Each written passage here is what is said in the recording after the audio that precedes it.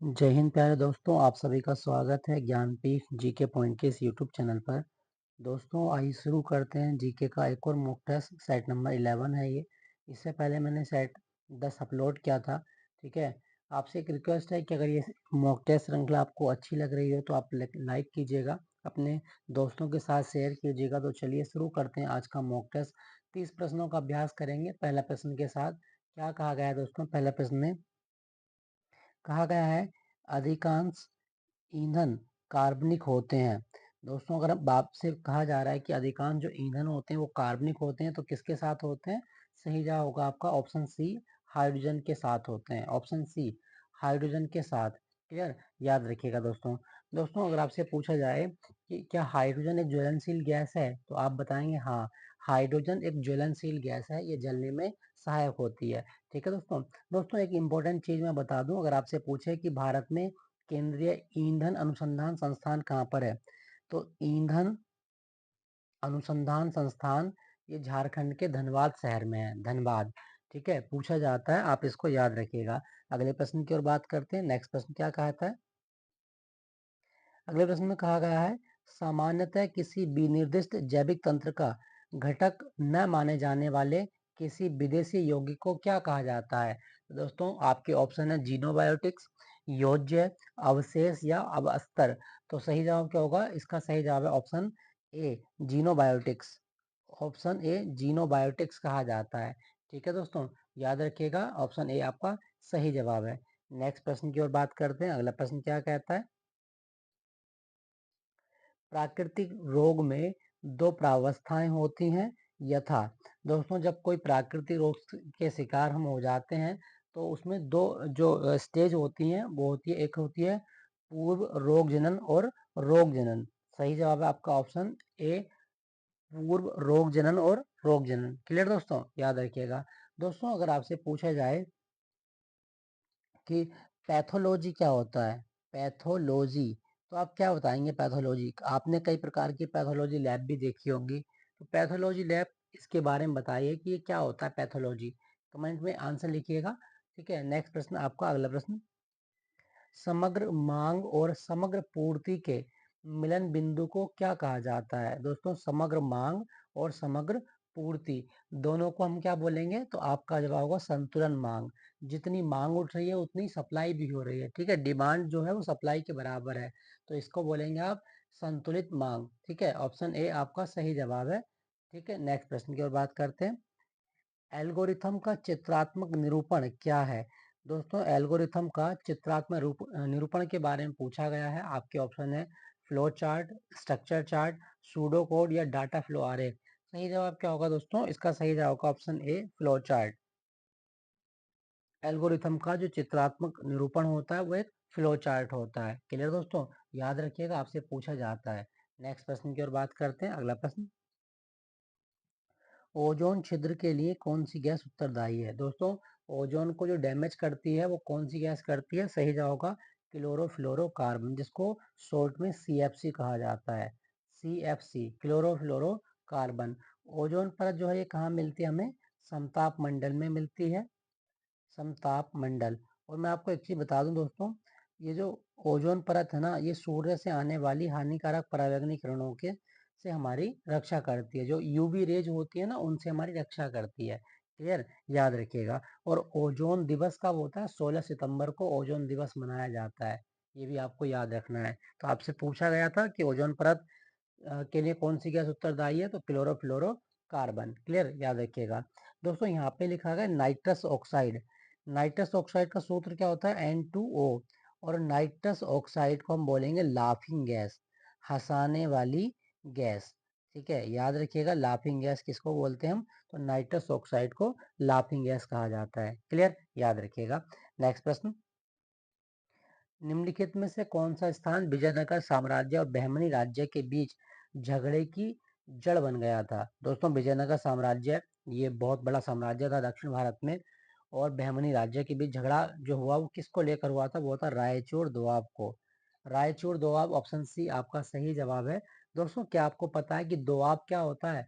तो आप बताएंगे दो नदियों के बीच की भूमि को दोआब कहा जाता है। क्लियर, दो नदियों के बीच की भूमि दोआब कहलाती है। और मैं आपको एक चीज और बता दूं, ये जो रायचूर दोआब था ना, ये दो नदियों के बीच का क्षेत्र था। एक नदी थी कृष्णा और दूसरी उसकी सहायक नदी तुंगभद्रा।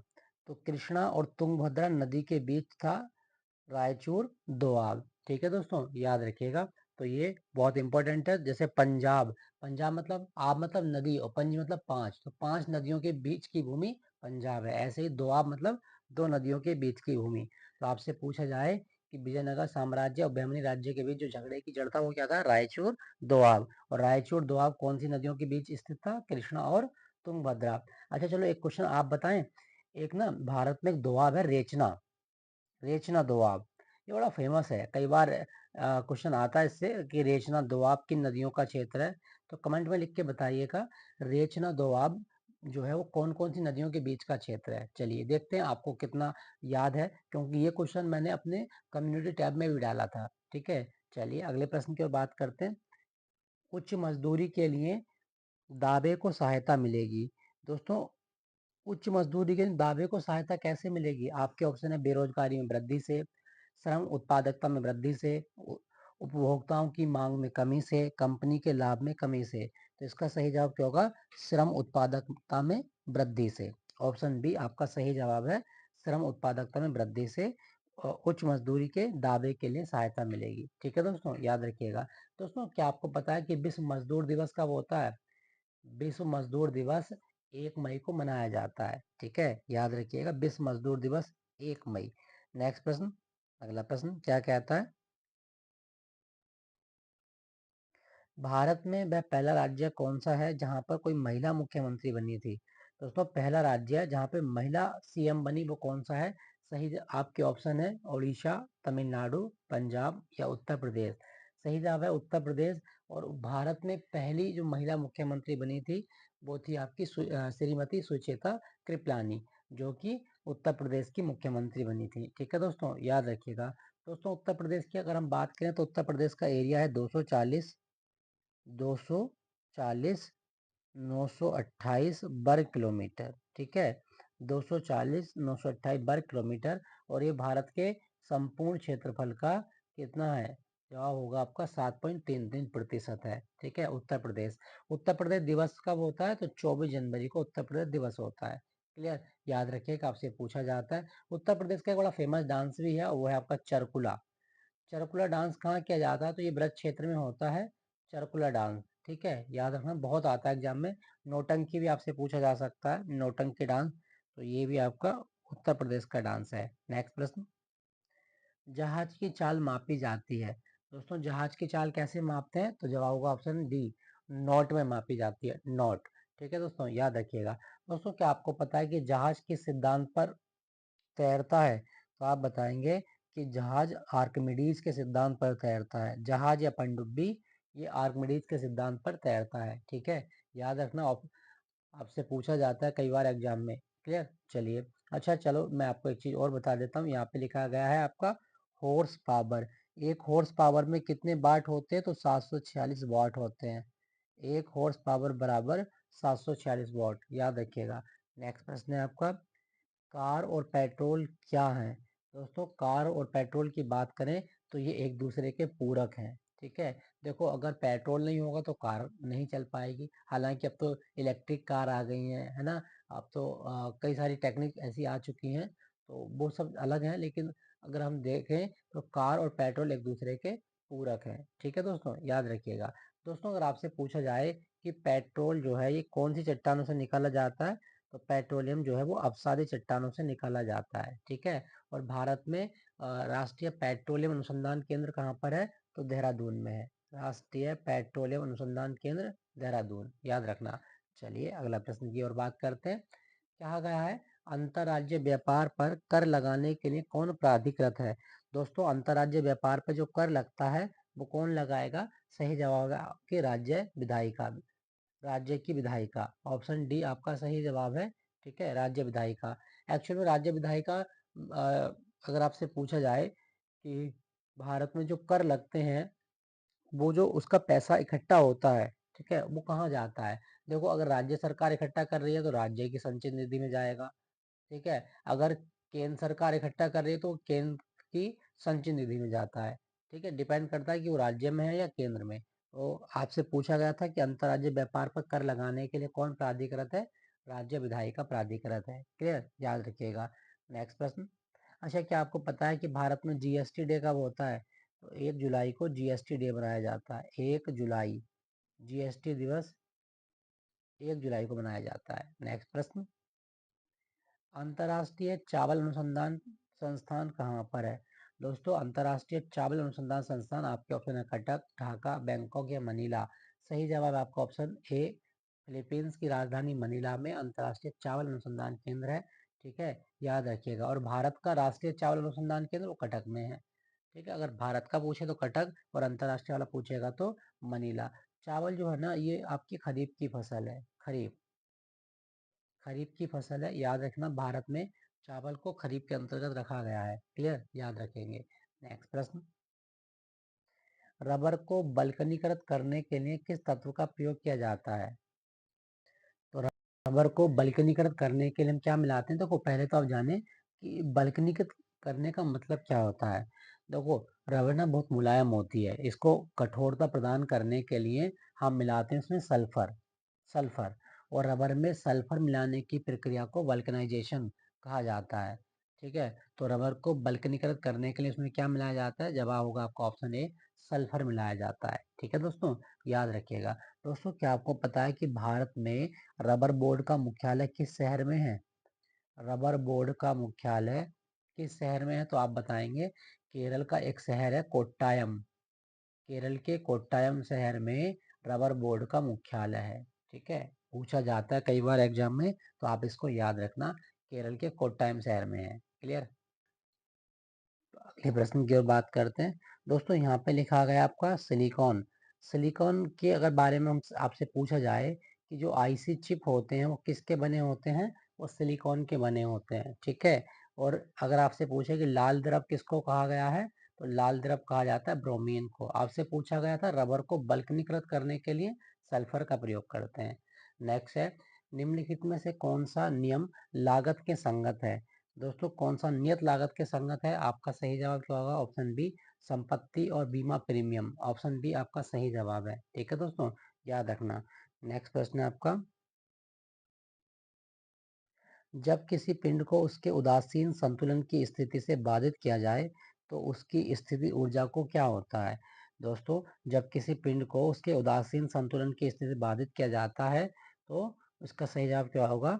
वह स्थिर ऊर्जा स्थिर रहती है। ऑप्शन डी आपका सही जवाब है, स्थिति ऊर्जा स्थिर रहती है। क्लियर, याद रखना। नेक्स्ट प्रश्न है, म्यांमार की राजधानी कौन सी है? दोस्तों, म्यांमार की राजधानी है नेपाइडो। नेपाइडो इसकी राजधानी है, आप याद रखना। और मैं आपको एक चीज और बता दूं दोस्तों, म्यांमार की जो मुद्रा है वो क्या है? वो है क्यात। क्यात, म्यांमार की मुद्रा क्यात है। ठीक है, और यहाँ की भाषा बर्मी है। म्यांमार का पुराना नाम क्या था? बर्मी, याद रखना। अच्छा, क्या आपको पता है कि भारत और म्यांमार के बीच कौन सी पहाड़ी श्रृंखला है? तो आप बताएंगे लुसाई। लुसाई या जिसको चिन हिल भी कहा जाता है, लुसाई हिल या चिन हिल, ये म्यांमार और भारत के बीच स्थित है। ठीक है, मेरा म्यांमार में एक नदी बड़ी फेमस है, सालबीन। तो सालबीन नदी और दूसरी इरावदी नदी, ये दोनों आपको याद रखना है। कहाँ पर बहती हैं? म्यांमार में बहती हैं। म्यांमार की राजधानी आपसे पूछी गई थी नेपाइडो। ऑप्शन बी आपका सही जवाब है। नेक्स्ट है, मध्य रेलवे का मुख्यालय कहाँ पर है? दोस्तों, मध्य रेलवे का मुख्यालय मुंबई में है। ऑप्शन ए आपका सही जवाब है, मुंबई। ठीक है दोस्तों। दोस्तों, क्या आपको पता है कि मुंबई शहर जो है ये कौन से द्वीप पर स्थित है? तो आप बताएंगे सालसेट द्वीप पर स्थित है। सालसेट। ठीक है, अरब सागर में इसकी सीमा लगती है। तो आप याद रखना, मध्य रेलवे का मुख्यालय मुंबई में है। क्लियर दोस्तों, याद रखिएगा। दोस्तों, अगर आपसे पूछा जाए कि भारत में जो सबसे पहले रेल मंत्री थे वो कौन थे स्वतंत्रता प्राप्ति के बाद में? तो जॉन मथाई। जॉन मथाई ये भारत के स्वतंत्रता प्राप्ति के बाद सबसे पहले रेल मंत्री बने थे, ये जरूर याद रखना। नेक्स्ट प्रश्न है आपका, कपास के उत्पादन के लिए कौन सी मृदा उपयुक्त है? दोस्तों, कपास के लिए जो सबसे बेस्ट सॉइल मानी गई है वो मानी गई है आपकी ऑप्शन ऑप्शन बी, रेगुर। ये रेगुर लिखा हुआ है। ठीक है, तो रेगुर सबसे बेस्ट मृदा है। और रेगुर का ही दूसरा नाम क्या है? काली मृदा।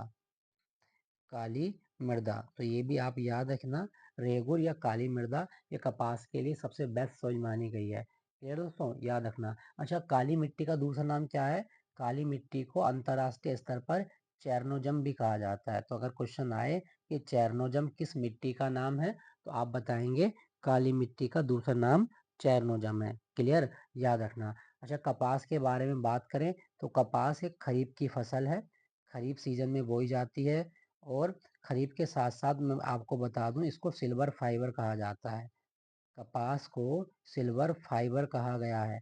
और अगर आपसे पूछे कि कपास अनुसंधान केंद्र कहाँ पर है भारत में, तो आप बताएंगे नागपुर में कपास अनुसंधान केंद्र है। क्लियर, याद रखना, आपसे पूछा जाता है। कपास खरीफ की फसल है, इसको सिल्वर फाइबर बोलते हैं। कपास अनुसंधान केंद्र नागपुर में है।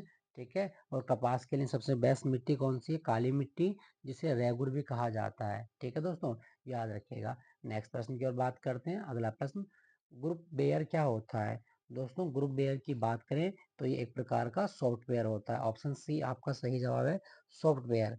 क्लियर, याद रखना। नेक्स्ट प्रश्न, मुगल प्रशासन में पद खालिस का क्या आशय था? दोस्तों, मुगल प्रशासन में एक पद होता था खालिस, और खालिस का काम क्या होता था? स्वयं सम्राट के स्वामित्व में भूमि। तो खालिस एक प्रकार की भूमि होती थी जिसका जो स्वामित्व होता था वो सम्राट के पास होता था। ऑप्शन सी आपका सही जवाब है। ठीक है, याद रखिएगा। दोस्तों, यहाँ से अगर आपसे पूछा जाए कि मुगल जो वंशज थे वो किसके वंशज थे, देखो, मुगल ना, अगर आपसे पूछे कि मुगल माता की ओर से किसके वंशज थे और पिता की ओर से, तो माता की ओर से वो चंगेज खां के वंशज थे, चंगेज खां। ठीक है, ये जरूर याद रखना। दूसरे पिता की ओर से वो तैमूर के वंशज थे, तैमूर लंग जो लंगड़ा था। ठीक है, तैमूर। तो मुगल जो है विश्व की तो महान शक्तियों के वंशज माने जाते हैं। मुगलों की जो माता थी वो चंगेजियन थी, और मुगलों के पिता तैमूर के वंशज थे। ठीक है, याद रखना। नेक्स्ट प्रश्न, अगला क्वेश्चन क्या कहता है? भाप अंगार गैस एक मिश्रण है। दोस्तों, भाप अंगार गैस किस किस का मिश्रण है? आपका सही जवाब होगा कार्बन मोनोऑक्साइड और हाइड्रोजन का। ऑप्शन सी आपका सही जवाब है, कार्बन मोनोऑक्साइड और हाइड्रोजन। ये जो कार्बन मोनोऑक्साइड है ना, इसको दम घोटू गैस भी कहा जाता है। ठीक है, याद रखना। मानव के ब्लड में, मानव के रक्त में 200 गुना तेजी से घुलकर हमारी कोशिकाओं को डैमेज कर देती है। कौन सी गैस है? Carbon monoxide. याद रखिएगा। नेक्स्ट प्रश्न है, पटसन के रेशे क्या हैं? दोस्तों, पटसन के रेशों की अगर बात की जाए तो वो स्तंभ परिस्तंभ से बास्ट रेशे हैं। ऑप्शन सी आपका सही जवाब है। ठीक है, याद रखेंगे। नेक्स्ट प्रश्न है आपका, विलीन जैव जैवों का सूक्ष्म जैविक उपयोग निष्पादित किया जा सकता है। तो सही जवाब होगा आपका ऑप्शन ए, जल योजन द्वारा। ठीक है, जल योजन द्वारा, याद रखेंगे। ठीक, नेक्स्ट प्रश्न है आपका, कवक द्वारा पैदा किया जाने वाला सामान्य पादप रोग कौन सा है? दोस्तों, कवक यानी कि फंगस, फंगस के द्वारा जो पौधों में कॉमन रोग होता है वो होता है गेहूं का बभ्रू कीट रोग। गेहूं का बभ्रू कीट रोग, याद रखना। दोस्तों, अगर आपसे पूछा जाए कि कवकों का अध्ययन क्या कहलाता है, तो आप बताएंगे माइकोलॉजी। कवकों का अध्ययन माइकोलॉजी कहलाता है। क्लियर, याद रखना, आपसे बहुत पूछता है कौन सा ऐसा कवक है जो आप खा सकते हैं, तो खाने योग्य कवक होता है मशरूम। ठीक है, एडिबल फंगस वो मशरूम होता है। क्लियर, याद रखना। नेक्स्ट है आपका, अच्छा, यहाँ पे ना लिखा गया है तंबाकू। क्या आपको पता है कि तंबाकू निषेध दिवस कब होता है? देखो, कभी आप तंबाकू खाते पकड़े जाएं या तंबाकू का सेवन करते पकड़े जाएं और आपके घर में मार फिरे, तो आप बोलना कि मैं आज आज खा लूं, एंड में छोड़ दूंगा। कब छोड़ोगे तंबाकू खाना? एंड में। एंड में मतलब क्या होता है? मई। और एंड मतलब मई का एंड, यानी कि 31 मई। मई 31 की होती है, तो तंबाकू निषेध दिवस होता है 31 मई को। ठीक है, एंड में छोड़ना है आपको तंबाकू पीना। क्लियर, याद रखना। और तंबाकू के लिए मैं आपको बता दूं, तंबाकू अनुसंधान केंद्र कहाँ पर है, तो आंध्र प्रदेश के गुंटूर शहर में तंबाकू अनुसंधान केंद्र है। क्लियर दोस्तों, याद रखेंगे। दुनिया का पहला जैविक वायरस जो था ना, वो भी तंबाकू की पत्तियों से खोजा गया था, और उसका नाम था TMB, टोबैको मोजेक वायरस। ठीक है, याद रखिएगा। चलिए, अगले प्रश्न की बात करते हैं। तो कवक द्वारा क्या पैदा किया जाता है? गेहूं का कीट रोग। नेक्स्ट है, केंद्र राज्य संबंधों का सुझाव निम्नलिखित में से किसके द्वारा दिया गया था? दोस्तों, केंद्र और राज्य संबंधों का सुझाव दिया गया था सरकारी आयोग के द्वारा। 1983 में सरकारी आयोग बना था, तो ये जरूर याद रखिएगा। सरकारी आयोग केंद्र राज्य संबंधों की बात करता है। भारतीय संविधान का ना भाग 11 है, और भाग 11 में केंद्र राज्य संबंधों का उल्लेख किया गया है। भारतीय संविधान का भाग 11 याद रखना, आपसे पूछा जाता है। ठीक है दोस्तों, याद रखेंगे। नेक्स्ट प्रश्न आपका, निम्नलिखित में से कौन सा ट्रांसलेशन और एग्जीक्यूशन दोनों कर सकता है? दोस्तों, ट्रांसलेशन और एग्जीक्यूशन दोनों कर सकता है वह इंटरप्रेटर। ऑप्शन ए आपका सही जवाब है, इंटरप्रेटर। क्लियर, याद रखना। असेंबलर ये अनुवाद करता है, ठीक है, केवल अनुवाद करता है। नेक्स्ट है, पहली बौद्ध परिषद कहाँ हुई थी? दोस्तों, पहली बौद्ध परिषद की अगर हम बात करते हैं तो वो हुई थी आपकी राजगृह में। अजात शत्रु के टाइम में हुई थी राजगृह में। ठीक है दोस्तों, याद रखना। अच्छा, अगर कोई क्वेश्चन आए कि त्रिपिटक किस धर्म से संबंधित है, तो आप क्या बताएंगे? तो त्रिपिटक बौद्ध धर्म से संबंधित है। क्लियर, याद रखिएगा। नेक्स्ट प्रश्न है आपका, निम्नलिखित में से ईस्ट इंडिया कंपनी द्वारा निर्मित पहला किला फोर्ट सेंट जॉर्ज जो मद्रास में है, वो कब बनवाया गया था? दोस्तों, ईस्ट इंडिया कंपनी ने भारत में जो अपना पहला किला बनवाया था, जिसका नाम था सेंट जॉर्ज, जो मद्रास में है, ये बनवाया कब गया था? 1653 में। ऑप्शन ए आपका सही जवाब है, 1653। क्लियर, याद रखना, आपसे पूछा जाता है। तो दोस्तों, ये थे आज के प्रश्न। आई होप ये सेशन आपको अच्छा लगा होगा। अच्छा लगा तो लाइक जरूर कीजिएगा, अपने दोस्तों के साथ शेयर कीजिएगा, और चैनल को सब्सक्राइब कीजिएगा। मेरे साथ बने रहिएगा। फिर मिलेंगे नए मॉक टेस्ट के साथ में। Thank you for watching Gyanpeeth ji के पॉइंट।